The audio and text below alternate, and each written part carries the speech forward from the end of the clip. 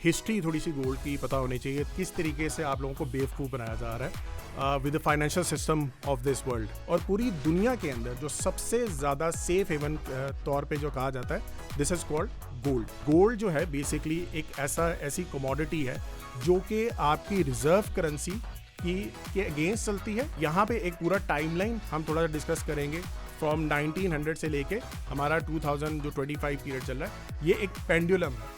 So there is a difference between currency and money. पहले इस चीज़ को हमें थोड़ा सा समझना है, फिर हमें गोल्ड की समझ आएगी कि भाई गोल्ड क्यों is a store of value. आपके जो करेंसी है इसको बैक एंड पे पैसों को प्रिंट कर करके इसकी वैल्यू को गिरा दिया जाता है। डॉलर की जो इस टाइम अमेरिका के अंदर जो पॉलिसी चल रही है, क्या वो डॉलर के लिए बुलिश है या बेरिश? तो अगर आपकी करेंसी बहुत ज़्यादा ओवर वैल्यूड हुई हुई है तो इसका मतलब है कि ये अब गिरेगी। यूएसए की जो बॉन्ड्स की मार्केट है वो क्रैक कर रही है।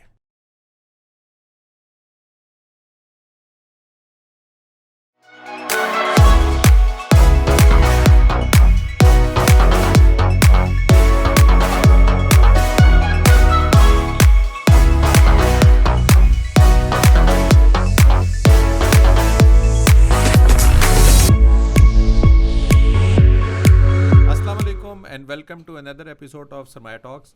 आजकल अगर आप मुल्की और गैर मुल्की हालात देखें, काफ़ी ज़्यादा वॉर की सिचुएशन है।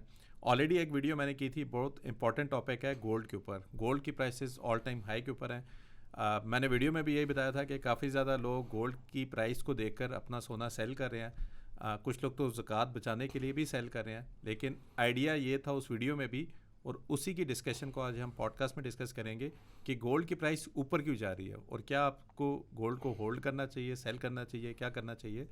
अब इस टॉपिक पे डिस्कशन के लिए मेरे ख्याल में जो आज मेरे गेस्ट हैं उनसे बेहतर बंदा मुझे को मिला नहीं था, क्योंकि अमार जो हैं उनके कोर्स के अंदर गोल्ड एक स्पेशल हमने लेक्चर आज से नहीं है, साल 1.5 साल पहले से है। इनफैक्ट हमारे पोर्टफोलियोज़ के अंदर भी 20% गोल्ड रिकमेंडेड होता है, जो कैपिटल मार्केट का ऑलरेडी कोर्स कर चुके हैं। तब तो मुझे नहीं लगता था कि पता नहीं गोल्ड क्यों ये कहते हैं, लेकिन आज हम उसकी रीज़न भी पूछ लेते हैं कि क्या रीज़न है जिसकी वजह से हमें लगता है या इनको लगता है कि गोल्ड आपके पोर्टफोलियो में होना चाहिए। सो अमार भाई कैसे हैं? मैं बिल्कुल ठीक ठाक लग भाई, आप सुनाए कैसे हैं? ज़बरदस्त। अच्छा, गोल्ड के ऊपर अब ये माशाल्लाह हमारा मेरे ख्याल में तीसरा चौथा पॉडकास्ट है। हम टू द पॉइंट फोकस इसी पे ही आ जाते हैं।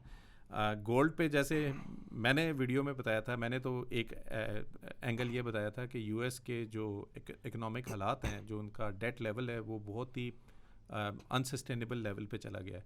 और यूएस अगर ख़ुद गोल्ड बाय कर रहा है तो एक आम बंदा जिसके पास गोल्ड है तो मेरे ख्याल में इससे गुड एसेट टू हैव, ख़ास तौर पे उस सिचुएशन में जबकि एक मुल्क की इकॉनमी पे बहुत नेगेटिव कोई इम्पैक्ट आया है।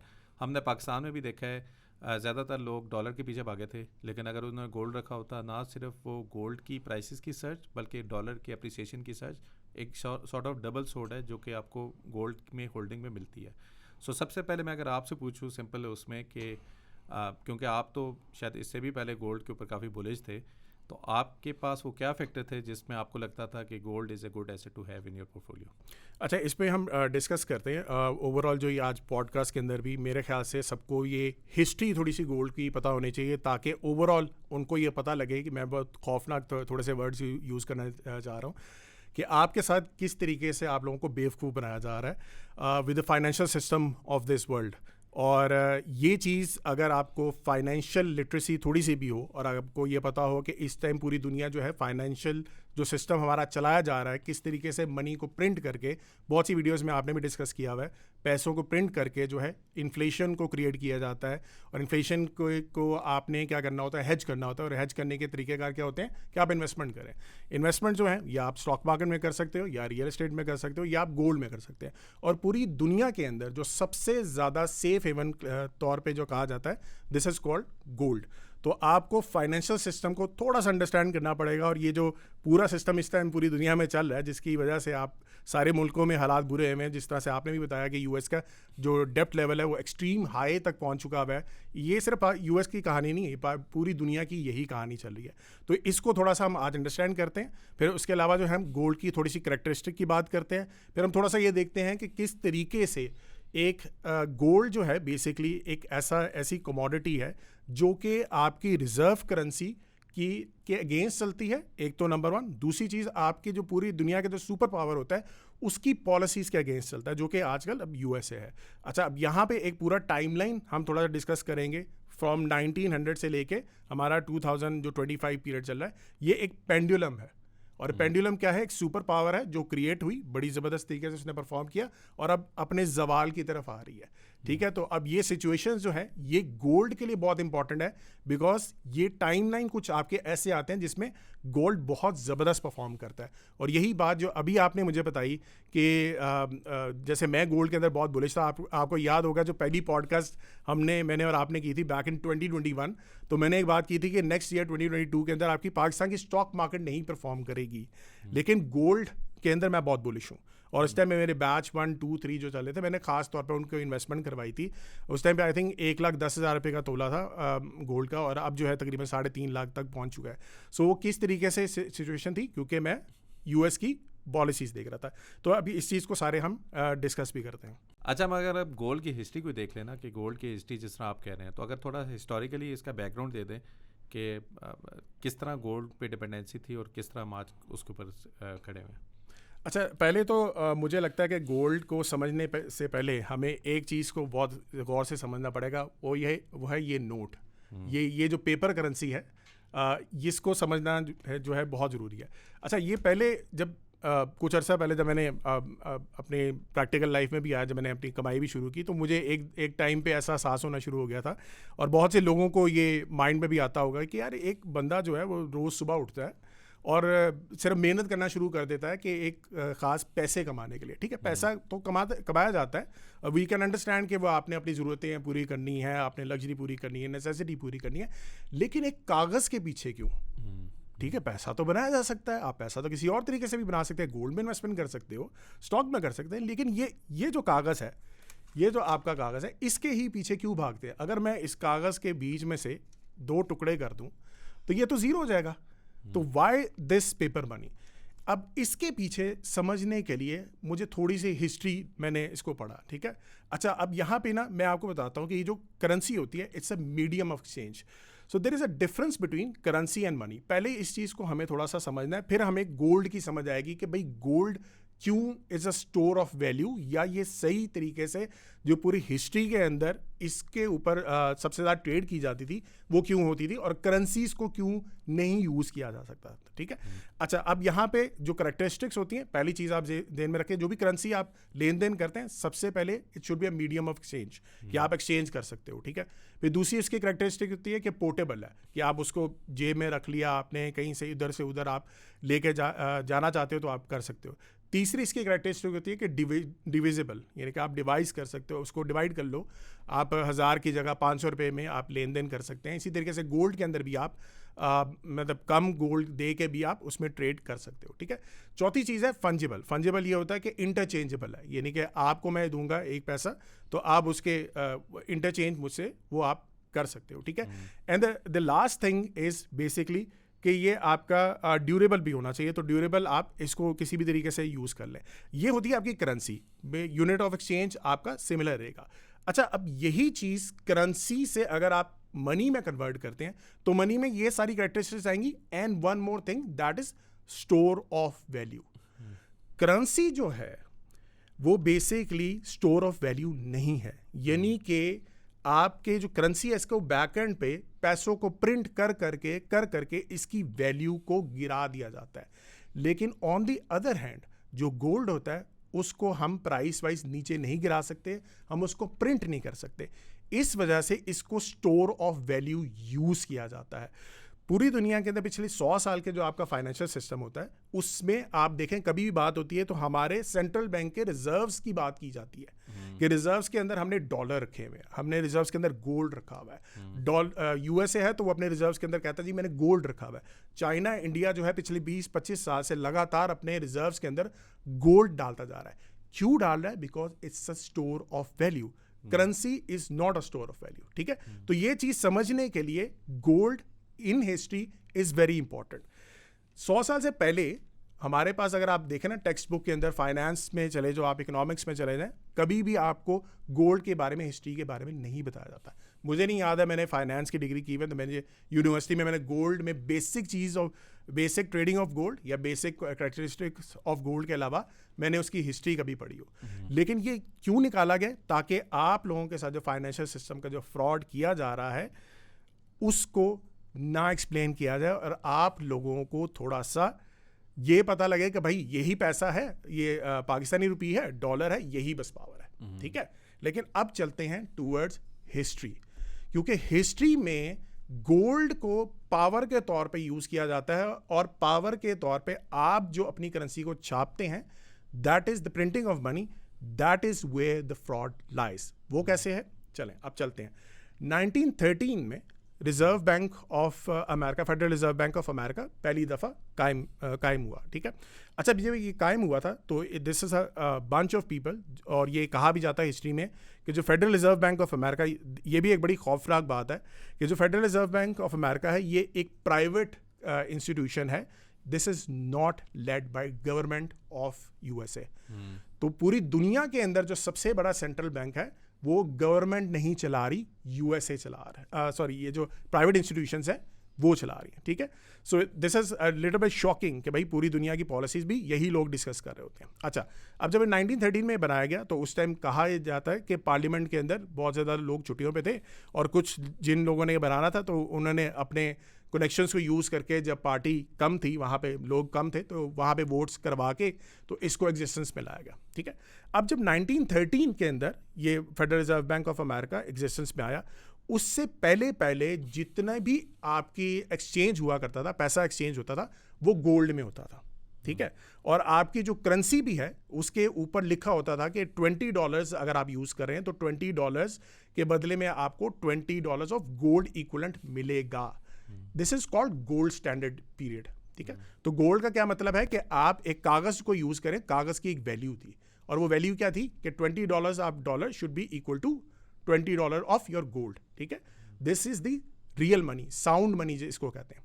अब 1913 के बाद जब अमेरिका के पास पावर आ गई, federal reserve bank of America के पास पावर आ गई, तो आपने देखा कि रिसेंटली उसके बाद ही वर्ल्ड वॉर 1 हुई और वर्ल्ड वॉर 1 के बाद सिचुएशन क्या हुई कि आपको पैसा यूज़ करना पड़ेगा मिलिट्री के लिए। ठीक है, वॉर हो रही है तो पूरी दुनिया के अंदर खर्चा कैसे करोगे? खर्चा करने के लिए इन्होंने क्या किया, अपनी प्रिंटिंग मशीन स्टार्ट कर दी।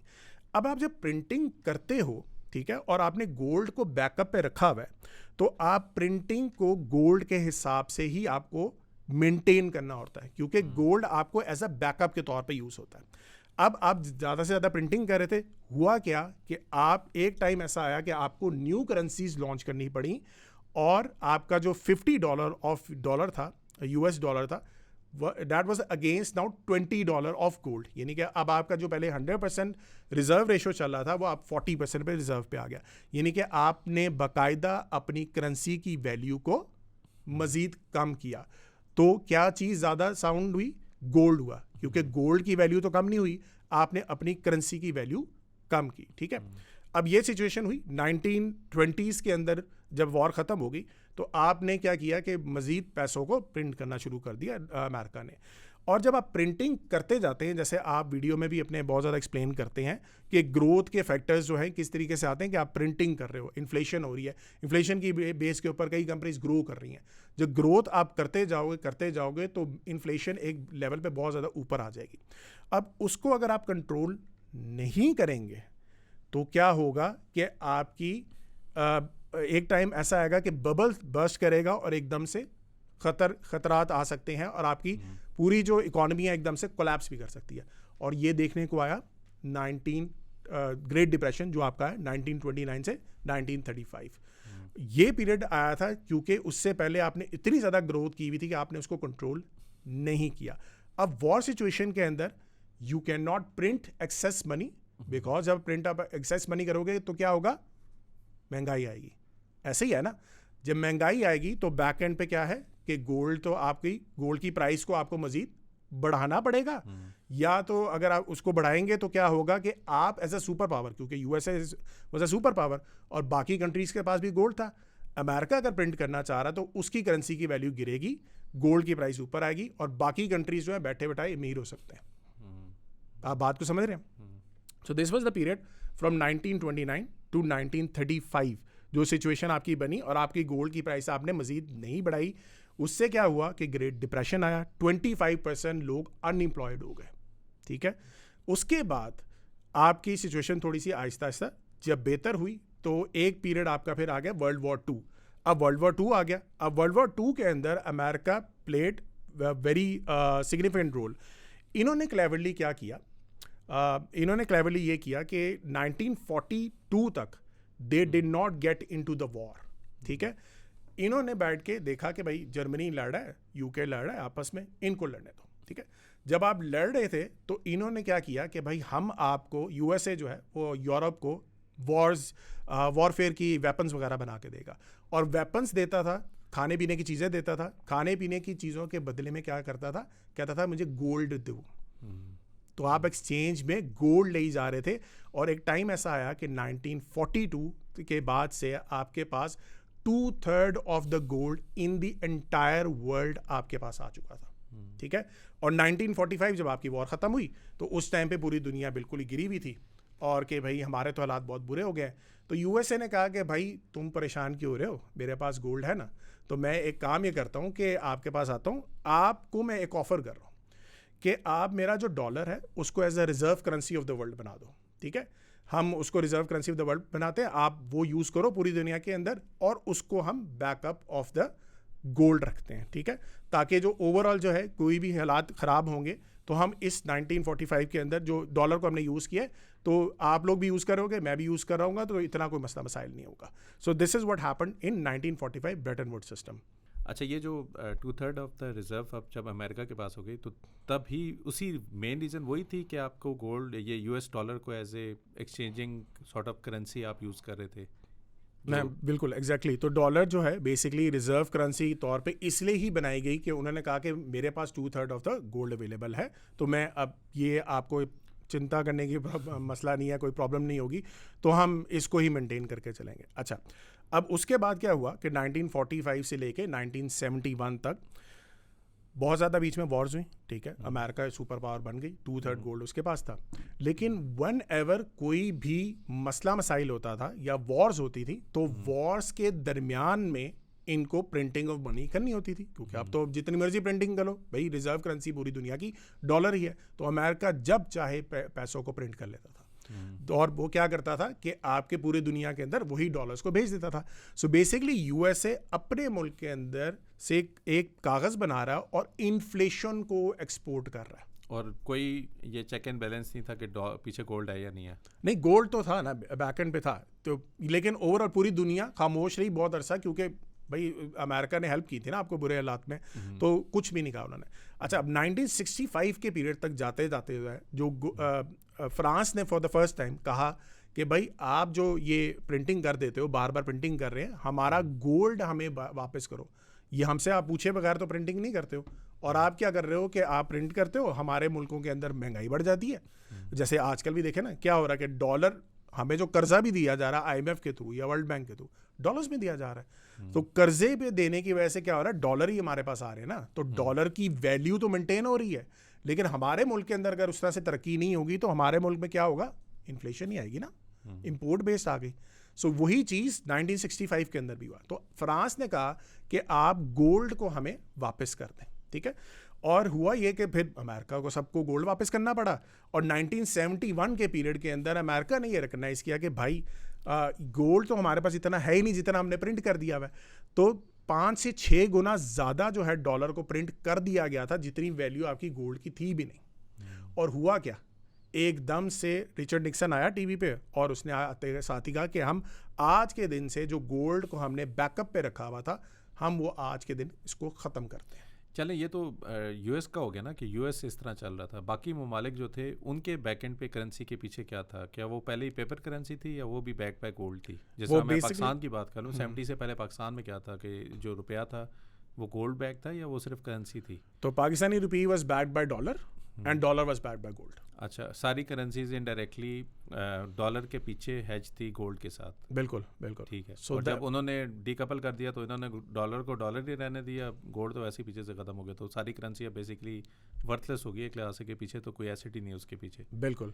तो that was the situation I was created. और अब आप देखें कि 1971 से, क्योंकि अब फॉरेन एक्सचेंज तभी लॉन्च हुई कि अब आपकी सारी करेंसीज जो हैं वो एक रेट पे नहीं है, वो अब डेली बेस पे ऊपर नीचे हो रही हैं। किस बेस पे हो रही है कि आपकी इकोनॉमी कैसे चल रही है, ठीक है।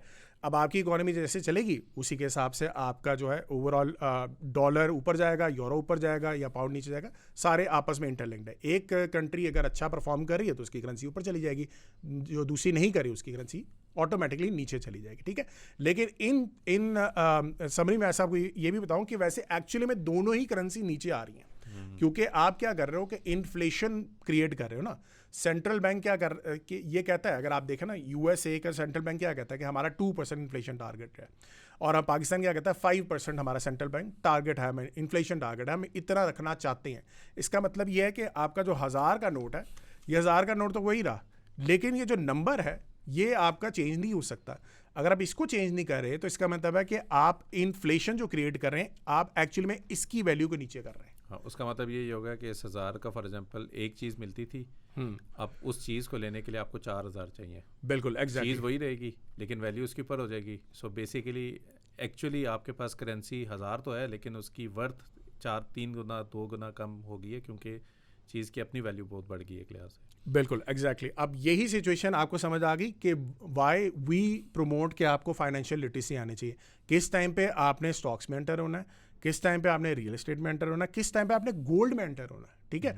अभी तो हमने गोल्ड की प्राइस की बात नहीं की कि गोल्ड की प्राइस किस टाइम पे शूट करती है, ठीक है।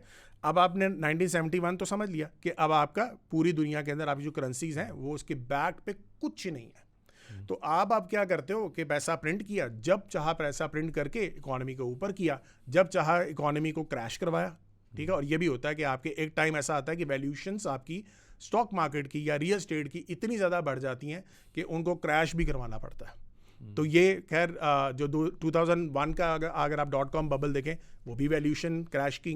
फिर 2008 का फाइनेंशियल क्राइसिस था, उसके वहाँ पे भी फाइनेंशियल क्राइसिस इसी वजह से हुआ कि आपकी वैल्यूशन इतनी ज़्यादा बढ़ गई थी, ठीक है। तो ये चीज़ आपको पता होनी चाहिए कि किस टाइम पे आपके क्राइसिस आ सकते हैं। जब चाहे यूएसए आप प्रिंटिंग कर देगा, दिस इज़ द फ्रॉड जो आपके सामने आंखों के सामने हो रहा है कि आपकी प्राइसेस जब चाहो क्वांटिटेटिव ईजिंग कर दो, जब चाहे आप प्रिंटिंग मनी कर दें और अपना जो है स्टीरियड के बेस के ऊपर आप इकोनॉमी चला रहे हो, ठीक है। ये सिचुएशन अब आपको समझ आ गई। टिल द टाइम अब 2025 सिचुएशन आ रही है। अब आप देखें डॉलर जो है गोल्ड जो है बड़ा तेजी से शूट कर रहा है। अब हम आते हैं गोल्ड के ऊपर कि ये जो पीरियड्स हमारे पास, मैंने आपको 100 साल का पीरियड बता दिया, तो गोल्ड की कीमत कब बढ़ी है, ठीक है।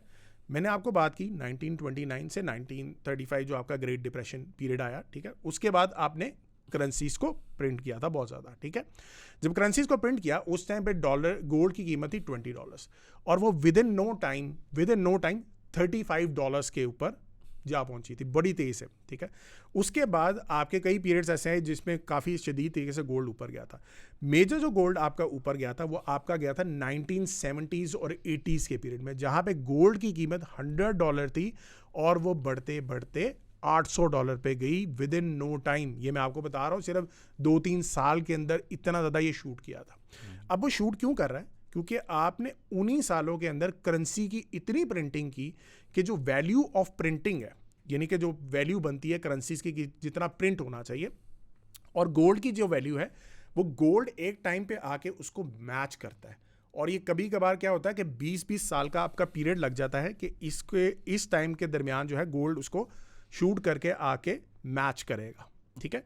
ये चीज़ आपकी 1970-80s में हुई और फिर उसके बाद आपने अगेन .com बबल के बाद फिर प्रिंटिंग की, फिर दोबारा गोल्ड परफॉर्म किया और उसने तकरीबन 2-3 गुना जो है मेरे ख्याल से इससे ज़्यादा शायद परफॉर्म किया था, दोबारा मैच किया। अब क्या हो रहा है, कोविड के बाद आप दोबारा देखें दोबारा प्रिंटिंग स्टार्ट है, ठीक है। दोबारा प्रिंटिंग स्टार्ट है तो दोबारा से गोल्ड क्या है उन वैल्यूज़ पे जा रहा है। अच्छा, अब यहाँ पे मैं बता देता हूँ कि वैल्यू कितनी बननी चाहिए गोल्ड की एट दिस वेरी मोमेंट, ठीक है। जो प्रिंटिंग ऑफ मनी, जितना वैल्यूशन ऑफ प्रिंटिंग जो इस टाइम पे दुनिया में इस टाइम अवेलेबल है, जो ट्रिलियन ऑफ डॉलर्स आपके इस टाइम अवेलेबल हैं, और गोल्ड की अगर इस टाइम पे प्राइस देखी जाए, सो अगर वही सिनेरियो देखा जाए जो 1970s में अगर देख के हम अंदाज़ा लगाएं कि अगर वो गोल्ड उस वैल्यू को मैच करेगा, तो गोल्ड की प्राइस बननी चाहिए $9,000 आजकल पर आउंस के लिहाज से, पर आउंस के हिसाब से। सो जिसका मतलब ये हो गया कि यहाँ से अगर मैं आज के पाकिस्तानी रेट पे देखूँ तो तकरीबन 8-9 लाख रुपए तो बनता है आराम से। बिल्कुल। सो ये है आपका गोल्ड का, लेकिन ये चीज़ ध्यान में रखिएगा, गोल्ड शूट करता है एकदम से, ये हिस्ट्री उसकी बताती है। और ये क्यों हो रहा है? जब आपका फेथ ख़त्म हो जाता है टूवर्ड्स योर करेंसीज, ठीक है। दुनिया में लगता है कि भाई अब सिचुएशन ऐसी आ गई है कि यहाँ पे अब गोल्ड जो है, this is the only safe haven जहाँ पे हम पैसा लगा सकते हैं।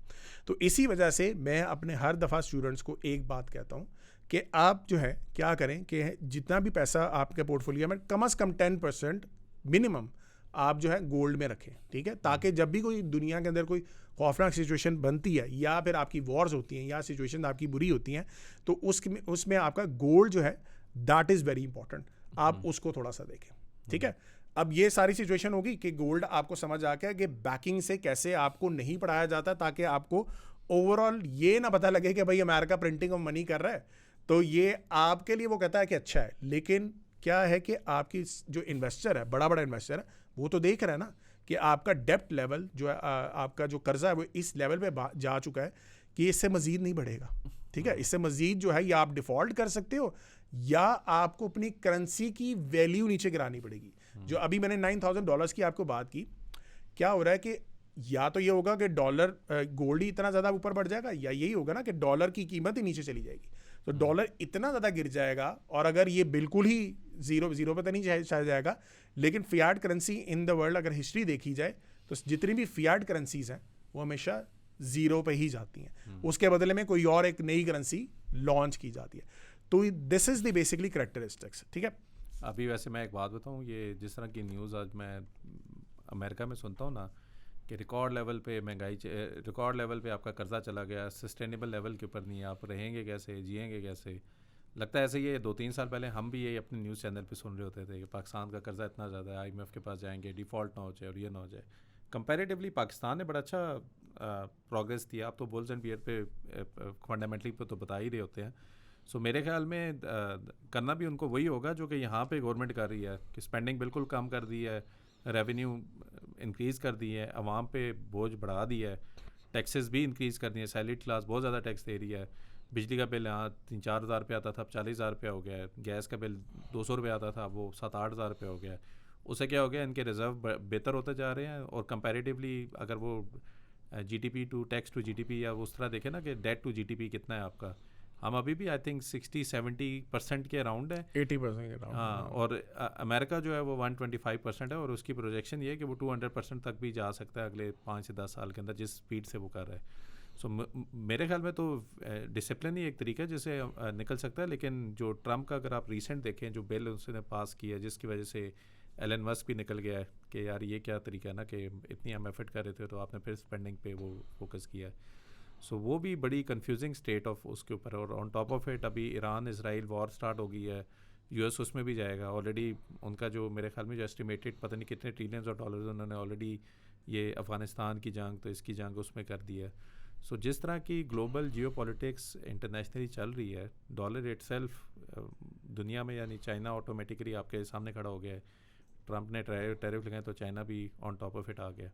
सो बड़ा डिफ़िकल्ट सिचुएशन है डॉलर के लिए। और जो करेंसी डॉलर है उसको आप कैसे देख रहे हैं? गोल्ड तो चले एक अलहदा है जिसकी वजह जिस पे लोग बैंक कर रहे हैं, लेकिन क्या ये मीडियम ऑफ एक्सचेंज रहेगा गोइंग फॉरवर्ड? नहीं रहेगा तो ये मीडियम ऑफ एक्सचेंज क्या होगा फिर अक्रॉस द बोर्ड या दुनिया भर में अगर देखा जाए? अच्छा देखें, ये एक अगेन मैंने जैसे शुरू में आपको बताया कि एक पेंडुलम चल रहा होता है, एक सुपर पावर जो है वो स्टार्ट होती है, वो काफ़ी हद तक बहुत ज़बरदस्त परफॉर्म करती है, और उसके बाद जो है उसका एक जवाल स्टार्ट हो जाता है। अब जो है वो USA का एक डाउन पीरियड स्टार्ट हो चुका हुआ है, ठीक है। और उसकी बेस के ऊपर अभी भी डॉलर आपको नज़र आ रहा है कि काफ़ी तक नीचे आ रहा है। शॉर्ट टर्म मीडियम टर्म की अगर बात करें, इसमें थोड़ा बहुत तो ऊपर नीचे चलता रहेगा, लेकिन अल्टीमेटली इसने काफ़ी हद तक नीचे ही आना है। और ये चीज़ आप ज़हन में रखें, हर 30 या 40 ईयर्स के बाद एक जो आपका जो फाइनेंशियल सिस्टम है वो चेंज होता है, ठीक है। 1913 से पहले क्लासिकल गोल्ड सिस्टम था। 1913 से मैंने आपको बात की 1945 तक जो आपका जो गोल्ड स्टैंडर्ड था, जिसपे 40% रेशो मैंने आपको बताई, $50 के ऊपर आपका जो डॉलर की कीमत है उसके अगेंस्ट आपको $20 का गोल्ड मिलता था। तो ये नहीं कि आपने उसकी वैल्यू भी कम की। सो ये एक और सिस्टम था। फिर ब्रेटन वुड्स सिस्टम आया। फिर ब्रेटन वुड्स सिस्टम के बाद जो आपका 1971 से अब तक जो पीरियड आपका चल रहा है, दिस इज पोस्ट आपके जो ब्रेटन वुड्स सिस्टम है ये चल रहा है। अब आपकी सिचुएशन ये आ चुकी हुई है कि अब आपको कोई ना और सिस्टम लाना पड़ेगा।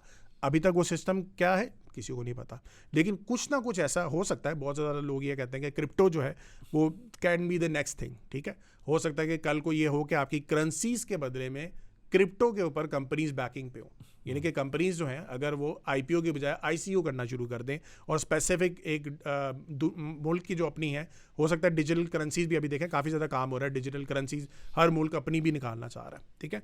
सो हो सकता है कि वो सिचुएशन हो जाए, we can't say, but we can say कि गोल्ड जो डॉलर जो है उसकी वैल्यू गिरने वाली है। अच्छा, एक आम बंदा अगर हम देखें ना गोल्ड को, हम पाकिस्तान में किस तरह देखते हैं, हम तो इसी तरह देखते हैं जी। आज से 10 साल पहले 40,000 रुपया गोल्ड था। मेरी अपनी शादी पे 65,000 रुपया था 2012 में। तो उस वक्त जब मैं ले रहा था, मैं ऑल टाइम हाई पे ले रहा था। सो हम यही कह रहे थे यार ये तो बड़ा महंगा है गोल्ड, ठीक है। फिर अभी रिसेंटली देखे 5-7 साल पहले 40,000 रुपये के ऊपर भी आया, तब भी हमें लग रहा था गोल्ड बहुत महंगा है, ठीक है। फिर ₹1,00,000 पे आया, तब भी हमें लग रहा था महंगा है। मेरे अपने कुछ जानने वाले हैं, उन्होंने ₹1,00,000 पे सेल कर दिया, देखो कितना प्रॉफिट हो गया हमें, ठीक है। अभी रिसेंटली ये 3.5 लाख के ऊपर था जब हमने वीडियो की यार ये नहीं बेचना, क्योंकि हालात अभी आप जो बता रहे हैं वो है, ठीक है। लेकिन गोल्ड को देखने का तरीका क्या होता है ना, आप क्या देखते हैं कि गोल्ड, जैसे आप तो माशाल्लाह काफ़ी अर्से से बुलिश उसको कह रहे थे, लेकिन आपका क्राइटेरिया क्या है? अगर एक आम बंदे ने गोल्ड को देखना हो, उसको क्या देखना चाहिए उसको? अच्छा, हमने अब हिस्ट्री को सारा देख लिया, लेकिन अब हिस्ट्री के बाद अब जो मैं कहता हूँ कि आपको गोल्ड को देखने की जो टेक्निक्स हैं, जो मैंने अपने कोर्स के अंदर भी इसको एक्सप्लेन किया हुआ है, हम उसको 1 बाय 1 स्टेप्स को देखते हैं। सबसे पहले मैंने बात की थी कि आपके जो गोल्ड जो है वो रिजर्व करेंसी के अगेंस्ट चलता है, ठीक है। सो नंबर 1 पॉइंट आपको ये देखना होता है कि डॉलर की जो इस टाइम अमेरिका के अंदर जो पॉलिसीज चल रही हैं, क्या वो डॉलर के लिए बुलिश हैं या बेरिश हैं, ठीक है। बुल्स एंड बियर्स में भी मैं बहुत ज़्यादा एक्सप्लेन कर चुका हूँ कि यार अभी जो आपकी अमेरिका यूएसए की जितनी पॉलिसीज आ रही हैं वो सारी बेरिश हैं, ठीक है। क्या हो रहा है कि ट्रम्प जो है बार बार लगातार पावेल को कह रहा है कि भाई आप इंटरेस्ट रेट को नीचे करो, इंटरेस्ट रेट को नीचे करो। सीपीआई का डाटा बहुत अच्छा आ गया, इन्फ्लेशन का डाटा बहुत अच्छा आ गया, बार बार प्रेशर डाल रहा है, ठीक है। क्यों डाल रहा है? वो चाहता है कि अमेरिका जैसे ही ये सेंट्रल बैंक जैसे ही इंटरेस्ट रेट नीचे करेंगे तो ये दोबारा क्वांटिटेटिव ईजिंग की तरफ जाएंगे, प्रिंटिंग को बनी दोबारा करना चाहते हैं, ठीक है। और दोबारा से डेब्ट क्रिएट करेंगे, लोन क्रिएट करेंगे, और लोन के अगेंस्ट जितना इंटरेस्ट रेट इनका नीचे होगा उतना ही साल में इनको कम अदायगियां करनी है, ठीक है। तो ये प्रेशर डाल रहा है ट्रम्प। तो ये जो पॉलिसी होती है जिसमें आप इंटरेस्ट रेट को नीचे करते हैं, this is a dovish policy या बेरिश पॉलिसी। सो पहली चीज आप ज़हन में रखें, dovish policy is bullish for gold, ठीक है। रिजर्व करेंसी के बिल्कुल अगेंस्ट। जैसे पाकिस्तान में भी तो इंटरेस्ट रेट नीचे गया ना, बिल्कुल। This is not a bullish for gold, this is bullish for stock market. हाँ, this is bullish for stock market. वो हमारे लिए स्टॉक मार्केट बनेगा ना, लेकिन हम रिजर्व करेंसी की बात कर रहे हैं। सो रिजर्व करेंसी डॉलर है, तो डॉलर के अगेंस्ट क्या होगा? गोल्ड ऊपर जाएगा। अच्छा, फ्रॉम पाकिस्तान पर्सपेक्टिव देखा जाए तो आपको थोड़ा सा डीप सोचना पड़ेगा, क्योंकि हम गोल्ड जो है वो बेसिकली डॉलर के अंदर ही ट्रेड होता है ना। तो गोल्ड की प्राइसेस इंटरनेशनली ऊपर नीचे जाएंगी तो हमारे उसमें भी हमें उस तरह से देखना है। अब आपने देखना ऐसे कि अगर डॉलर की प्राइस नीचे जा रही है लेकिन गोल्ड की प्राइस अगर ज़्यादा तेज़ी से ऊपर जा रही है, तो अगर गोल्ड ज़्यादा तेज़ी से ऊपर जाएगा तो हमारे पाकिस्तान पर्सपेक्टिव से भी गोल्ड ऊपर ही जाएगा, ऐसे ही ना। तो ये थोड़ा सा रिलेटिव हो जाएगा, थोड़ा सा जिसको मैथ्स सिंपल आती है वो थोड़ा सा अंडरस्टैंड कर सकता है। ये पॉलिसी होगी। दूसरी पॉलिसी आपकी कि आजकल क्वांटिटेटिव ईजिंग चल रही है या क्वांटिटेटिव टाइटनिंग चल रही है। ये मैं बहुत एक्सप्लेन कर चुका हूँ कि क्वांटिटेटिव ईजिंग क्या होती है, क्वांटिटेटिव टाइटनिंग क्या होती है। Basically you print the money, central bank print करता है और उसके बदले में एसेट्स जो है मार्केट से परचेज करके अपने पास ले आता है ताकि मार्केट में लिक्विडिटी रहे, हालात बुरे ना रहे, ठीक है। ये इन शॉर्ट होता है। एसेट परचेज का मतलब कि जो आपके जैसे पैसों को प्रिंट किया, क्वांटिटेटिव ईजिंग, सेंट्रल बैंक पैसे प्रिंट करता है और आपके जो बॉन्ड्स होते हैं जो कमर्शियल बैंक्स के पास पड़े होते हैं वो अपने पास खरीद लेता है, ठीक है। या जैसे 2008 के अंदर क्राइसिस आया था हाउसिंग मार्केट के अंदर, तो मॉर्गेज बैक सिक्योरिटीज़ होती थी, उनको उसने परचेज कर लिया ताकि पूरी दुनिया मुल्क के अंदर जो है हालात जो बुरे हुए थे वो थोड़े से मेंटेन हो जाए, ठीक है। So this is what central bank do, ठीक है। अब क्वांटिटेटिव ईजिंग जब तक चलती रहेगी तो आपका गोल्ड ऊपर जाएगा, बिकॉज आप प्रिंटिंग करके करेंसी की वैल्यू अगेन नीचे गिरा रहे हैं, ठीक है। सो इस टाइम पे आपने देखा कोविड के बाद से ठीक ठाक आपका ये भी चीज़ें चल रही थी, ठीक है। सो ये दूसरी चीज़ हो गई। अब तीसरी चीज़ रिसेशन फियर्स, ठीक है। रिसेशन फियर्स में भी गोल्ड पहले ऊपर जाता है, जैसे कि आपने वीडियो में एक्सप्लेन किया था कि गोल्ड रिसेशन से आने से पहले पहले गोल्ड ऊपर 50% तकरीबन चला जाता है, ठीक है। उसकी वजह ये है कि बॉन्ड्स की मार्केट के अंदर वो चीज़ पहले से नज़र आना शुरू हो जाती है। बॉन्ड्स की जो यील्ड्स होती हैं या आपकी जो प्राइसेस होती हैं वो इंडिकेट करना शुरू कर देती हैं कि आपका जो है आगे आने वाला वक्त के अंदर रिसेशन आ सकता है। तो गोल्ड उसी टाइम से परफॉर्म कर जाता है। अभी तक जो है वो रिसेशन के फियर्स मौजूद हैं, ये सिचुएशन आपकी रही है, ठीक है, रहेगी। अच्छा, अब चौथी चीज़ जो है जिसको कहते हैं कि ग्लोबली आप देखेंगे कि क्या क्या पैरामीटर्स चल रहे हैं। 1970s से ऑनवर्ड्स एक काम यूएसए ने ये किया था कि सऊदी अरब या मिडिल ईस्ट के साथ पेट्रो डॉलर के अंदर कॉन्ट्रैक्ट किया था कि जो ऑयल है जितना भी आपका वो हम डॉलर के अंदर आप ट्रेड करो और हम आपका साथ देंगे। साथ कैसे देंगे कि हम आपको डेट देंगे, आप अपने मुल्कों में तरक्की करें, ठीक है। तो ये क्या किया, बड़ा क्लेवरली यूएसए ने मिडिल ईस्ट को मिला लिया अपने साथ और ये काम किया, ठीक है। अच्छा, अब यहाँ पे जो ये वाली 30 ईयर्स के हो चुके हैं इस टाइम पे। अब जो आपका वो जो कॉन्ट्रैक्ट था पेट्रो डॉलर का वो रिसेंटली ख़त्म हुआ है, ठीक है। तो ये चौथा पॉइंट जो मैं बात कर रहा हूँ कि आपका पॉलिटिकली जियोपॉलिटिकली जो सिचुएशन चल रही है उसको थोड़ा मद्देनज़र रखना है। अब जैसे ही वो पीरियड आपका एंड हुआ, सो आपके माइंड में आ गया कि यार ये अब जो है डॉलर के जो पहले ऑयल था उसकी बैकिंग की बेस के ऊपर डॉलर स्ट्रांग हुआ हुआ था, अब वो सिचुएशन नहीं रही। उसकी वजह से भी गोल्ड बहुत तेज़ी से ऊपर जा रहा है, ठीक है। ये चौथा पॉइंट हो गया। अब पांचवा पॉइंट जो है पाकिस्तान के, अगर पाकिस्तान पर्सपेक्टिव से देख रहे हैं या किसी करेंसी के भी पर्सपेक्टिव से देख रहे हैं, that is real effective exchange rate. ये एक रेट होता है जिसकी बेस के ऊपर आपने देखना है कि हमारी करेंसी जो है कितनी ओवर वैल्यूड या अंडर वैल्यूड है, ठीक है। तो अगर आपकी करेंसी बहुत ज़्यादा ओवर वैल्यूड हुई हुई है तो इसका मतलब है कि ये अब गिरेगी, ठीक है। पाकिस्तान में जैसा 2015-16 में देख कह रहे थे कि 2018 में, बिल्कुल। तो 2018 में आपका रेट जो था रियल इफेक्टिव एक्सचेंज रेट 120 पे आ चुकी थी, इसने गिरना था, यानी कि पाकिस्तानी रुपये ने गिरना था, डॉलर ने ऊपर जाना था।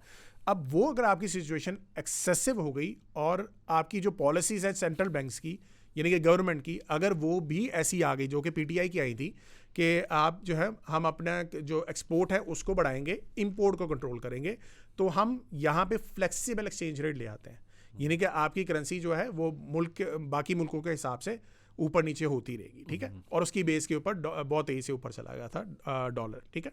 सो उस सूरत हाल में आपको रियल इफेक्टिव एक्सचेंज रेट भी थोड़ा सा देखना होता है, ठीक है। उससे नेक्स्ट जो है अगर पाकिस्तान पर्सपेक्टिव से बात की जाए तो IMF is a very big role. अच्छा, अब IMF क्या करता है, आपको रिजर्व्स प्रोवाइड करता है। जब आपके मुल्क के अंदर रिजर्व्स बढ़ जाएंगे तो वो आपकी करेंसी को क्या करते हैं, सपोर्ट कर देते हैं, ठीक है। तो आपकी करेंसी को सपोर्ट करेंगे तो उस टाइम पे गोल्ड नहीं परफॉर्म करेगा। जैसे पाकिस्तान के अंदर जब IMF आया, ठीक है, तो गोल्ड रिजर्व्स हमारे बेहतर हुए, डॉलर PKR हमारा मेंटेन रहा, ठीक है। तो गोल्ड हमारा जो ऊपर जा रहा है वो डॉलर PKR की वजह से नहीं जा रहा कि यूएसडी की वजह से जा रहा है, वो गोल्ड की अपनी करैक्टरिस्टिक जो बाकी हैं उसकी वजह से जा रहा है, ठीक है। सो ये चीज़ हमारी अगेन IMF की आ गई। अच्छा, उसके बाद जो लास्ट एक चीज़ आती है वो दैट इज़ पाकिस्तान डिफ़ॉल्ट, खुदा ना खासा डिफ़ॉल्ट अगर कोई कंट्री करता है। अच्छा, अब डिफ़ॉल्ट में सीधी सीधी बात है कि अगर आपकी जो डिफ़ॉल्ट होता है वो आप कोई पेमेंट नहीं कर पाते हो, कोई बॉन्ड की पेमेंट नहीं की या T-बिल की पेमेंट नहीं की, तो उसकी बेस के ऊपर जो आपकी करेंसी के ऊपर क्या होता है कि उसकी वैल्यू गिर जाती है। अब आपकी वैल्यू गिरेगी तो उसके अगेंस्ट सारी एसेट क्लासेस ऊपर जाएंगी। सबसे पहले जो हर बंदे का माइंड जाता है वो गोल्ड की तरफ जाता है कि यार गोल्ड में डाल दो पैसे, या अगर दूसरा डॉलर हो सकता है कि डॉलर अगर आपको मिलने तो डॉलर में डाल दो, कोई और करेंसी में डाल दो, ठीक है। अगर डॉलर के बुरे हालात हैं तो किसी और करेंसी में डाल दो, नहीं तो बिटकॉइन में डाल दो, स्टॉक्स में डाल दो। स्टॉक्स भी ऊपर भाग जाते हैं ना, क्योंकि आपकी करेंसी नीचे गिरी तो आपका कोशिश होती है यार पैसे कहीं और डाल दो। सो ये 7 से 8 पॉइंट्स हैं टोटल आपके गोल्ड को अल्टीमेटली देखने के। और जो लास्ट एक पॉइंट मैंने ऑलरेडी वैसे डिस्कस कर दिया, ये लॉन्ग टर्म का है कि करेंसी की वैल्यूएशन इन द मार्केट जितनी है, total amount of circulation in the market, और गोल्ड की वैल्यूएशन कितनी है, गोल्ड उसको कैचअप करता है चाहे उसको 20 साल लग जाए। सो ये हैं कुछ 7 से 8 फैक्टर्स। बिल्कुल सही है। मैं ना वैसे जब मैं भी अपनी रिसर्च कर रहा था उसमें मैंने इन्फ्लेशन के पर्सपेक्टिव से देखा था कि फॉर एग्जांपल पाकिस्तान में अगर देखा जाए ना 2007-8 में तो 6 से 7 ट्रिलियन रुपए जो थे इन सर्कुलेशन में थे। अब वो मेरे ख्याल में 32 से 33 या 34 ट्रिलियन पे पहुंच चुके हैं। तो एक चीज़ जो हमने डेप्रिसिएशन कैलकुलेटर भी बनाया ना, जिसको हम रिवर्स करके देख सकते हैं कि अगर एक चीज़ 5,000 रुपये की 2007-8 में मिल रही थी, 6-7 में मिल रही थी, आज उसके ऊपर इन्फ्लेशन ईयर बाई ईयर अगर मैं लगाऊँ तो उसकी वैल्यू क्या है। सरप्राइजिंगली जिस रेट से पैसा प्रिंट हुआ उसी रेट से महंगाई बढ़ी। तो इसका मतलब है कि जो 5,000 की चीज़ मुझे 2008 में मिल रही थी, आज वही चीज़ मुझे तकरीबन 40,000 रुपये की मिल रही है। और जो 6 ट्रिलियन रुपए इन्वेस्टेड जो आपके प्रिंटेड थे, आज उसी तनासब से वो 35-36 ट्रिलियन तक पहुंच चुके हैं। सो एक जो चीज़ समझने की है जो कि एज एन इन्वेस्टर, अभी आपने भी कहा कि जब करेंसी इतनी ज़्यादा हो रही हो तो आपको उस करेंसी को नहीं रखना, आपने उसको किसी ऐसे एसेट क्लास में रहना है जो कि अपनी वैल्यू बरकरार रख सके या इंक्रीज़ कर सके। जो चीज़ आई थिंक आप शायद बेहतर बता सकेंगे कि जब मनी इन सर्कुलेशन या ये ज़्यादा बढ़ता है तो स्टॉक मार्केट कैसे उसको एब्जॉर्ब करके अपनी वैल्यू को बरकरार रखती है। So basically concept is simple. देखें, करेंसी जितनी आप मार्केट में फेंकते हो तो आप सप्लाई को बढ़ा रहे हो, ठीक है। जब आप सप्लाई को बढ़ाते हैं तो आपकी डिमांड ऑटोमेटिकली कम हो जाती है, ठीक है। मैं एक बड़ी एग्जांपल देता होता हूँ कि जब आप कोई किसी फल की दुकान पे जाते हैं, फ्रूट्स वाले के पास जाते हैं, तो आप अगर एप्पल खरीद रहे हैं तो आप उससे पूछते हैं यार रेट क्या है आजकल, ठीक है। तो वो कहता है कि यार रेट आज सस्ता हुआ है एप्पल्स का, तो आप ये खरीद सकते हो, सेब का रेट कम है। आप पूछते हैं क्यों कम है, तो वो कहता है कि पीछे से बहुत ज़्यादा सप्लाई आई हुई है, ठीक है। यही चीज़ आपने क्या समझनी है कि अगर करेंसी की वैल्यू बढ़ा दी गई तो इसका मतलब आपने सप्लाई बढ़ाई, तो करेंसी की क्या हुई, डिमांड कम हो गई, उसकी प्राइस गिर गई।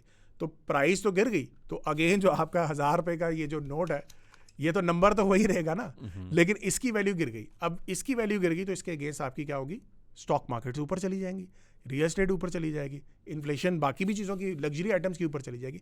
So this is how the stock market perform. I think मैं जो स्टॉक मार्केट ये एक अच्छी चीज़ जो मुझे समझ आती है ना कि कंपनीज जो है ना कॉस्ट तो अपने ऊपर लेती नहीं है। मतलब कि मैं अगर कंपनी हूँ और मुझे पेंसिल बनानी है, मेरी 100 रुपये की कॉस्ट थी, बिकॉज ऑफ समथिंग कॉस्ट ही मेरी 100 नहीं है 200 हो गई है, तो मैं जो 10 रुपये का पेन है 10 का नहीं बेचूंगा, मैं 20 का बेचूंगा। जब मैं 20 का बेचूंगा तो मैं अपने रेवेन्यू के अंदर 20 रुपया एज ए रेवेन्यू पुट कर रहा हूँ, जो कि शायद पिछले 2 साल पहले मैं 10 रुपया करता था। सो ऑटोमेटिकली वो सारी इन्फ्लेशन एब्जॉर्ब करती है, वो रेवेन्यू लाती है, वॉल्यूमेट्रिक थोड़ी सी रिडक्शन नज़र आती है, लेकिन क्योंकि already double of the price है, पिछले साल से तो बेहतर रेवेन्यू हो गई है। अभी आई थिंक हम भी देख रहे हैं कि सीमेंट के अंदर जो पिछला पूरा 2022-23 गया 50% ऑफ द कैपेसिटी, लेकिन जो टॉप लाइन रेवेन्यू है वो सबका इंक्रीज़ है। तो इसका मतलब है कि आपने एटलीस्ट मनी की जो वैल्यू है उसको बरकरार कैसे रखा कि उस कंपनी ने बिज़नेस इतना किया कि जो पिछले साल से ज़्यादा का रेवेन्यू कर रही थी, पिछले साल से ज़्यादा का प्रॉफिट कर रही थी। सो ऑटोमेटिकली जितना ज़्यादा प्रिंट होता गया उतनी कॉस्ट बढ़ती गई, उतना ही रेवेन्यू बढ़ता गया, उतना ही प्रॉफिट इंक्रीज़ होता गया। आपका 100 रुपया में भी इन्फ्लेशन की वजह से उसकी वैल्यू तो शायद 50 रुपये की भी कदर ना रह गई हो, लेकिन 100 मार्केट में रहने की वजह से 200 की वैल्यू पे हो गया। तो मे बी वही चीज़ जो आप 100 रुपये की ले सकते थे, आप 200 की आप उतने की ले सकते हैं, या फिर आप उसको बीट भी कर सकते हैं। तो मेरे ख्याल में स्टॉक मार्केट ऑटोमेटिकली ना ये एक एडवांटेज आपको दे देती है कि आपकी जो कॉस्ट और जितनी चीज़ें आपके सराउंडिंग में चल रही हैं वो इस तरह जम होती हैं कंपनी की अर्निंग के अंदर कि ऑटोमेटिकली वो इन्फ्लेशन एडजस्टेड ही होती हैं एक लिहाज से। बिल्कुल ऐसा ही है। देखें, उसमें वही दो चीज़ें हैं, एक आप सेल्स कैसे बढ़ा सकते हो, वॉल्यूम इंक्रीज़ कर दो या प्रोडक्शन इंक्रीज़ कर दो, ठीक है, या फिर आप इसकी प्राइस बढ़ा दो। अगर आपको प्राइस बढ़ाने में कोई मसला नहीं है, ठीक है, आपको पता है कि मेरा कस्टमर जो है वो उसको भी समझ आएगी कि यार पीछे से रॉ मटेरियल महंगा हो गया, तो आप कॉस्ट बढ़ा सकते हो। तो कॉस्ट तो अगर आप देखें 2022-23 के पीरियड के अंदर सारी कंपनीज ने कॉस्ट जो अपनी प्राइसेस हैं उन्हीं को बढ़ाया था, वॉल्यूम सेम थे, ठीक है। तो इसका क्या मतलब है कि आपने कंपनीज जो अच्छी मैनेजमेंट वाली कंपनीज हैं उन्होंने अपने प्राइस पास ऑन कर दी टुवर्ड्स देयर कस्टमर्स, और उसकी बेस के ऊपर उन्होंने बिजनेस अपना मेंटेन भी किया। बिजनेस मेंटेन था, स्टॉक्स ने परफॉर्म करते रहे। अभी पता है आपको, ईद से एक दिन पहले जो आम था ना 300 रुपये किलो था, क्योंकि ईद आ गई, 4 दिन की छुट्टी आ गई, मंडी तो खुल नहीं रही थी, 500 रुपया आम किलो मिल रहा था क्योंकि सप्लाई बंद होगी, डिमांड थी तो उसकी वजह से ज़्यादा हो गया। खैर ये फाइनेंस की चीज़ें हैं। आई थिंक जो अभी के टाइम पे अगर हम आपकी अभी की जो गोल्ड की इन्वेस्टमेंट है लोगों की, अगर हमने इसको देखना है, लोग तो ज़्यादातर ना, मैं अगेन कह रहा हूँ, पाकिस्तान में रुपए में देखते हैं कि 3,70,000 रुपये का हो गया, ये तो बहुत ज़्यादा ऊपर है, ठीक है। What should be the strategy for the people who are already investing, या अगर नहीं भी कर रहे क्या is this the right time to even buy and keep in your portfolio as well? अच्छा, एक चीज़ मैं यहाँ पे बताना भूल गया, मैं इस पर ऐड कर देता हूँ। इंटरनेशनल मार्केट्स के अंदर जो बड़े बड़े बैंक्स हैं वो इस टाइम पे इकट्ठे होके वो एक बात कर रहे हैं कि आपकी जो यूएसए की जो बॉन्ड्स की मार्केट है वो क्रैक कर रही है, यानी कि वो उसका जो कोरिलेशन है डॉलर के साथ वो मेंटेन नहीं हो रहा। This is a very big sign कि ये गोल्ड जो है आपका बुलिश रह सकता है। ठीक है, सो क्या हो रहा है कि आपके मुल्क वही बात होगी कि फियर आ गया ना कि रिसेशन ना आ जाए या सिचुएशन ऐसी ना क्रिएट हो जाए जिसकी वजह से अब गोल्ड जो है वो सेफ हेवन के तौर पे आपको नज़र आ रहा है। ठीक है, सो अगर उस चीज़ को ज़हन में रखें तो गोल्ड ऊपर जाएगा। वैसे अगर आप देख रहे हैं इस वॉर की सिचुएशन है, वॉर की सिचुएशन में भी गोल्ड को वो ऊपर ही रहता है। ठीक है, अब थोड़ा बहुत जो है अगर आप देखें तो हल्के से हालात थोड़े बेहतर होंगे तो गोल्ड थोड़ा बहुत आपको नीचे नज़र आ जाएगा। लेकिन अगेन जो हमारा अभी तक जो हमने पूरा सिनेरियो बात की है, इस टाइम में पूरी दुनिया के अंदर यही कहा जा रहा है कि dollar as a reserve currency अब स्टेटस कम करता जा रहा है। उसके बदले में बाकी कंट्रीज जो है आपस में बायलेटरल एग्रीमेंट्स कर रहे हैं, जो ब्रिक्स भी है, यानी कि Brazil, Russia, India, China, south Africa, ये आपस में ट्रेड करना चाह रही है, बल्कि एक करेंसी को भी लॉन्च कर रहे हैं कि हम आपस में जो है उसी करेंसी में ट्रेड करेंगे। तो क्या कर रहे हैं, डॉलर से जान छुड़वा रहे हैं। तो डॉलर के अगेंस्ट हमने क्या बात की, रिजर्व करेंसी के अगेंस्ट गोल्ड परफॉर्म करना चाहिए। सो अगर आपको थोड़ा बहुत नीचे मिलता भी है तो तब भी आप खरीद सकते हो। अगर आप आज के दिन में भी खरीदना चाहें तो आप खरीद सकते हैं। वैसे मैं ये कहता हूँ कि आपका ये जो इन्वेस्टमेंट है ये आपकी होनी चाहिए एज अ एमरजेंसी इन्वेस्टमेंट। ठीक है, कि अगर खुदा न खास्ता कुछ हो तो फिर आप गोल्ड में इन्वेस्टमेंट कर सकते हो। वैसे I am bullish on gold fundamentally, लेकिन आपको थोड़े से पैसे और स्टॉक्स वाली साइड पे भी रखने चाहिए। आपको ऐसी कंपनीज ढूंढनी चाहिए जो कि आपको लगता है कि भाई इन हालातों के अंदर सबसे अच्छे इसके सेल्स या रेवेन्यू प्रॉफिट वगैरह रहेंगे। ठीक है, और अगेन आपने बताया तो है, लेकिन अगर मैंने आज लिया तो मुझे सेल कब करना चाहिए? अच्छा, सेल, ये एक बड़ा क्वेश्चन ऐसा होता है, मेरे ख्याल से कोई भी इन्वेस्टर इसका एग्जैक्ट आंसर नहीं दे सकता। जो अल्टीमेट वैल्यू जो बनती है गोल्ड की, वो एक आप कह सकते हैं कि टेक प्रॉफिट होना चाहिए। ठीक है ना, कि आपकी जो वैल्यूशन अगर आपकी करेंसी की वैल्यूशन तक मैच करिए, लॉन्ग टर्म के हिसाब से बात कर रहा हूँ कि 20-20 साल 10-10 साल तक आपने रखा, एक टाइम पे बहुत शूट कर गया तो आपने थोड़ा सा बेच दिया। दूसरे एंड पे अगर पॉलिसी चेंज होगी अमेरिका की, वो तो खैर आप अगर हमारा बुल्स एंड बियर्स भी देखते रहेंगे तो मैं वहाँ पर एक्सप्लेन करता रहूँगा, ये पीरियड है। दूसरी चीज़ यही होती है कि जब आपको ज़रूरत है, ठीक है, तब तक रखें।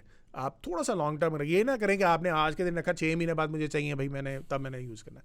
रखें इसको, साल रखें, 5 साल रखें, जब आपको बीच में अगर ज़रूरत पड़ गई है तब आप बेच दें। बट अगर आपने किसी मकसद के लिए रखा हुआ है तो उस मकसद के पूरे होते तक उसको होल्ड करें, और जब भी ज़रूरत पड़े, चाहे वो थोड़ा सा ऊपर नीचे भी आ जाए, इतना मसला नहीं है, कोई बात नहीं, टॉप पे अगर ना भी बेचा हो, ये बहुत ज़्यादा लोगों को परेशानी रहती है। But that is the point कि अगर आपको ज़रूरत पड़ी है तब आप बेचो। और मेरे ख्याल में पाकिस्तान में बच्चों की शादियां करनी होती हैं, बच्चों की भी शादी करनी होती है, इवेंचुअली आपने गोल्ड ही देना होता है। और अगर आप गोल्ड इस नीयत से भी रख रहे हैं कि बच्चों के लिए तो लेना ही है, तो रख ही लेते हैं। ठीक है, तो अभी भी अगर हम देखें घरों में, हम गोल्ड को एज ए ये नहीं समझते कि ये इन्वेस्टमेंट व्हीकल है, ये तो अम्मा ने दिया था, अब्बा ने दिया था, तो हाथ में है तो बस है। ठीक है, सो मेरे ख्याल में आप उस तरीके से भी एक्यूमुलेट कर सकते हैं, रादर देन कि अगर 10 साल बाद बच्चे की शादी होनी है तो अगर अभी से थोड़ा गोल्ड ले लें। ये जो 3-3.5 लाख है, पता चले 10 लाख से ऊपर की वैल्यू पे बिक रहा हो, तो फिर तो बंदा सोच भी नहीं सकता। ठीक है, so that is another way of basically holding gold. Bulls and bear से याद आया कि आप दोनों माशाल्लाह बहुत अच्छा काम कर रहे हैं, आप माशाल्लाह पॉडकास्ट में भी आए हुए हैं। सो आई होप कि जो वैल्यू आप उधर प्रोवाइड कर रहे हैं लोगों को, उससे समझ तो आ ही रही है, इंशाल्लाह लोग पैसे भी बना रहे हैं। लेकिन आई थिंक कि दिस इज़ समथिंग कि जो मुझे भी बड़ा ज़बरदस्त एक मौका मिल जाता है कि यार इस वीक में इकोनॉमी में क्या हुआ, स्टॉक मार्केट में क्या हुआ, क्या स्ट्रेटजी रखनी चाहिए, कहाँ पे इन्वेस्टेड होना चाहिए, और जिस तरीके से आप पूरी ग्लोबल मार्केट्स को लेके चल रहे होते हैं, बहुत इंपॉर्टेंट है। आई थिंक मैं अगेन बता रहा हूँ कि ट्रेनिंग के अंदर तो हमें 20% की वैल्यू समझ नहीं आई थी जिस वक्त ये शायद 70-80 हज़ार रुपये पे ट्रेड हो रहा था। आज वही 20% अगर किसी ने लाख के ऊपर भी लिया होता या लाख रुपये का भी लिया होता तो 3-4 लाख रुपये की वैल्यू बन गई उसकी। तो अगेन आपका बहुत शुक्रिया सर आपके आने का। आप लोगों को अगर कोई क्वेश्चन है तो प्लीज़ कमेंट सेक्शन में ज़रूर पूछिएगा। हम कोशिश करेंगे कि बुल्स एंड बियर्स का जो शो है उसके अंदर इस कमेंट सेक्शन के जो पॉइंट्स हैं जो कि गोल्ड से रिलेटेड है, अगर आप फराज को फॉलो कर रहे हैं, अमार को फॉलो कर रहे हैं, पिछले आई थिंक काफ़ी वीक से ये लोग गोल्ड के ऊपर बहुत बुलिश थे। काफ़ी हर वीक के अंदर आपको लेवल्स बताते थे कि यार यहाँ पे बाय करना चाहिए, ये आपका टीपी होगा। आप लोगों के माशाल्लाह प्रॉफिट भी हो रहे हैं, इसीलिए कमेंट नहीं आ रहे हैं। लॉस हो रहा होता तो कमेंट बहुत ज़्यादा आते, लेकिन आइडिया ये है कि मेरे ख्याल में जो सर्विस पाकिस्तान की फराज और अमार कर रहे हैं, हमें नहीं पता उसकी वैल्यू कितनी ज़्यादा है, कितने लोगों को कितनी उसका ज़बरदस्त फीडबैक मिला है। और अगेन मैं इन दोनों का शुक्रिया अदा करना चाहूँगा कि जो इम्पेक्ट है वो किसी की पर्सनल लाइफ में, और मेरे ख्याल में अगर किसी का 1 रुपये का भी कोई मुनाफा in terms of monetary terms या in terms of value terms as well, ये बहुत बड़ी सर्विस है जो कौम को ये लोग दे रहे हैं। सो 50 मिनट्स का मार्क हमने टारगेट रखा था, जो हम क्रॉस कर चुके हैं। अगर आपका कमेंट है प्लीज़ कमेंट सेक्शन में ज़रूर पूछिएगा, and I will see you in another video. Thank you.